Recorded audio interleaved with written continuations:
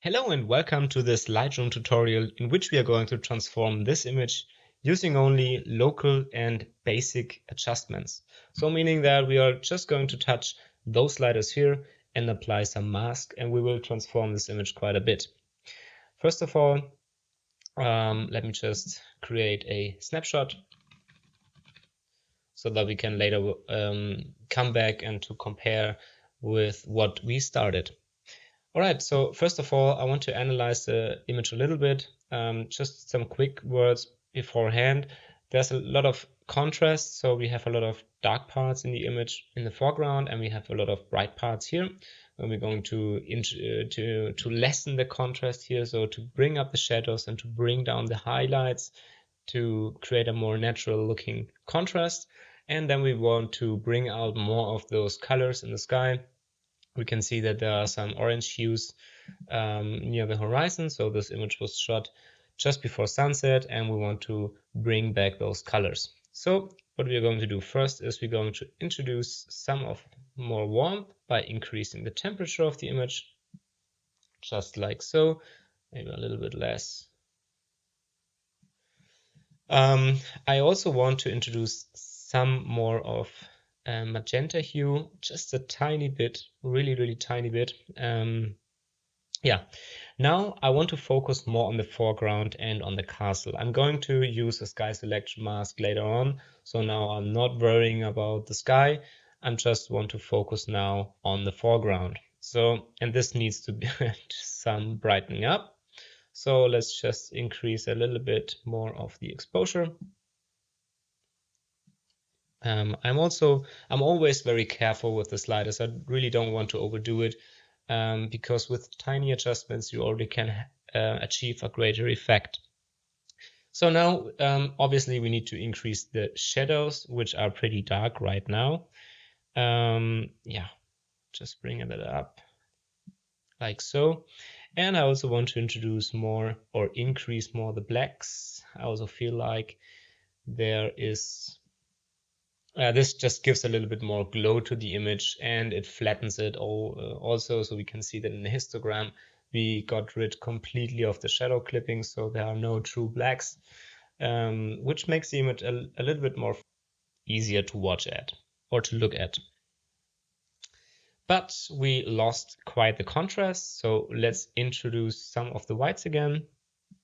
And I'm also going to reduce some of the highlights, knowing that I'm going to touch the sky with a local adjustment, but just make it a little bit easier afterwards by reducing some of the highlights.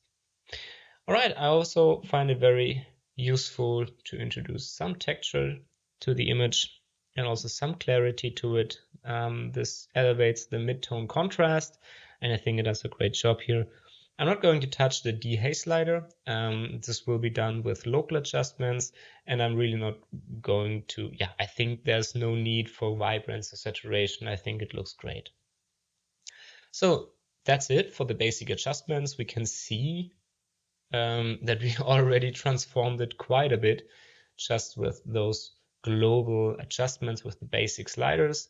However, I feel like that we already prepared the foreground pretty well. It looks pretty good, but we need to work on the sky. So we can see now we have a lot of highlight clipping. So that's the first thing I'm going to tackle.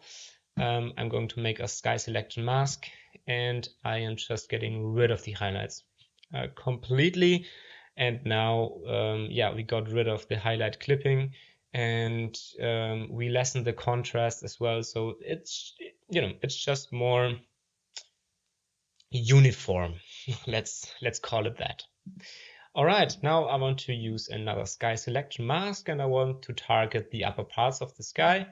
That's why I'm going to reduce a linear gradient, get rid of the lower parts. And with this mask, I want to bring out more of the structure in the clouds and also to darken it a little bit at least. So I'm going to reduce the blacks. It's very tiny and small adjustment. Nonetheless, I'm going to introduce some of the whites. So this it just brings a little bit more contrast to the sky. And I'm also going to increase the dehaze. So when I'm really going overboard with it, we can see that, all right, now we can really see the structure. It gets blue, and yeah, that's basically what it does. So it gets rid of the haze in the atmosphere, and that leads to just, making the image more blue and very crunchy. So I don't want to do that.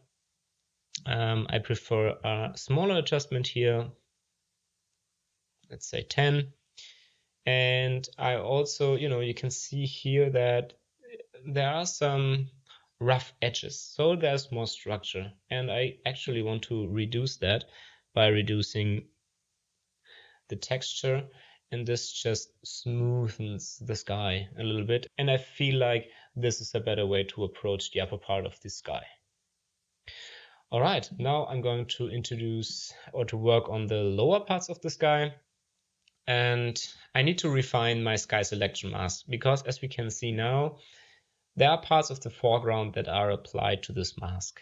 And I don't want that. And the little trick is to intersect the sky selection mask with a new sky selection mask.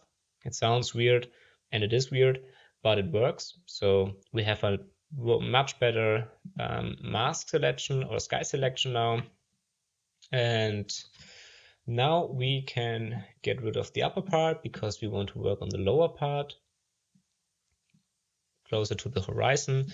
And honestly, the only thing that I'm going to change here is to bring up the temperature. So just to make this warmer, it's already showing in the raw file that there are some warmer colors here, and I'm just going to accentuate that by increasing the temperature. I can see now that the sky on the right-hand side, or right to the castle, it looks a little bit gray, while on the left-hand side it doesn't. And I don't know why that is, but I want to get rid of it. So I'm going to duplicate this mask, and I am increasing the whites. All right, maybe like so. And now I have some brighter parts here. I don't want that, so I'm going to subtract the linear gradient. Oh, that's pretty harsh. Like this. And select another linear gradient, excluding the parts on the right. So it's a little bit messy, maybe. Let's see what this did. Yeah, I think it worked just fine. So now we can see it's not that gray anymore. I hope you can see that on YouTube. And yeah, it just looks better. It's brighter, it's more white, and less gray and washed out. So it looks better this way. All right, I want to introduce now a little bit of, so I want to reduce the highlights now. So I'm going to use a luminance range mask, and I'm targeting only the brightest parts of the image, like so. And just in preparation, I'm going to reduce the highlights. It's not doing a lot, but it will help with the next mask that I'm going to do, which is a radial gradient coming in from the left-hand side of the image and working as, an artificial sun, if you want to increase some glow into the image.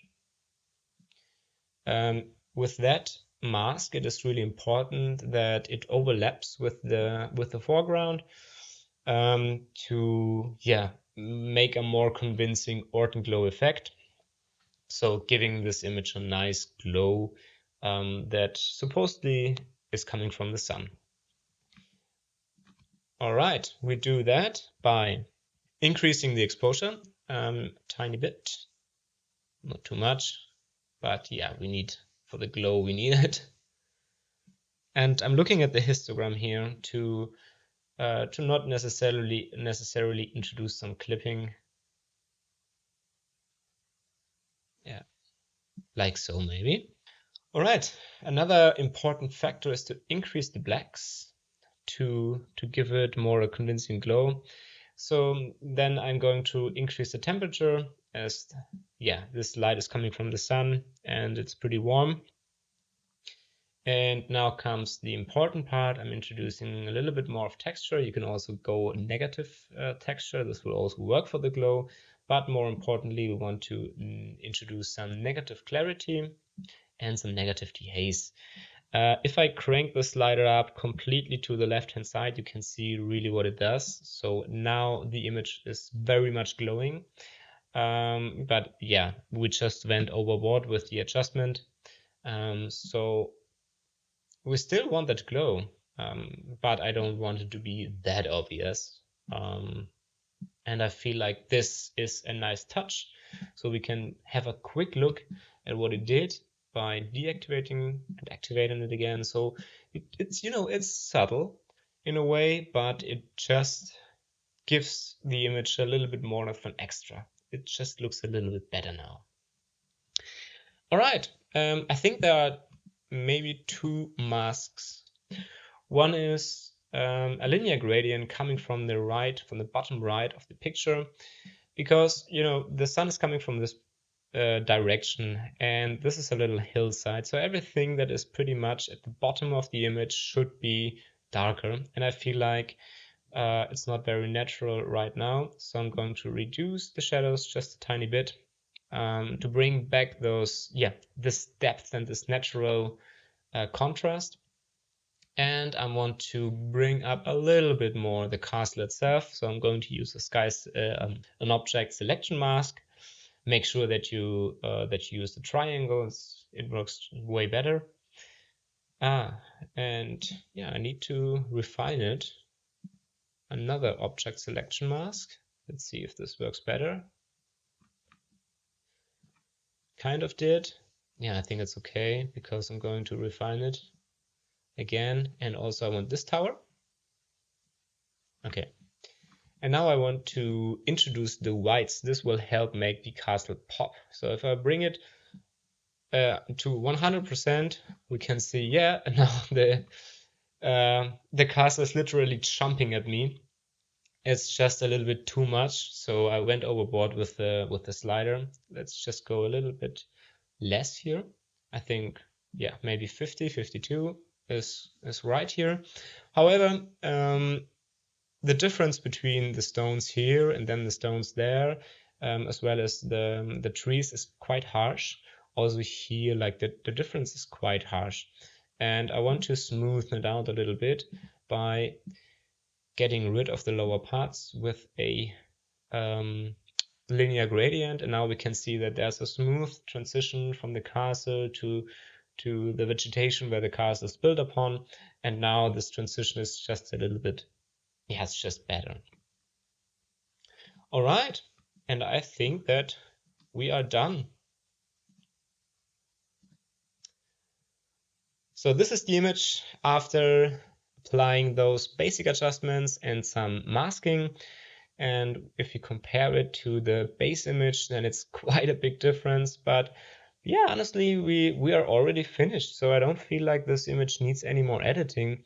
If you want, you can obviously tweak the colors a little bit to give it a personal touch and your personal style. However, I feel like this is already a very good looking image that is ready to be published. And yeah, I thank you very much for riding along. I hope that you got something out of this video. If you did, then I would really appreciate a like. And if you want to see more of this kind of content, then you can also subscribe to the channel, both of which will really help with the algorithm. So really appreciate it, and see you in the next video. Thank you very much.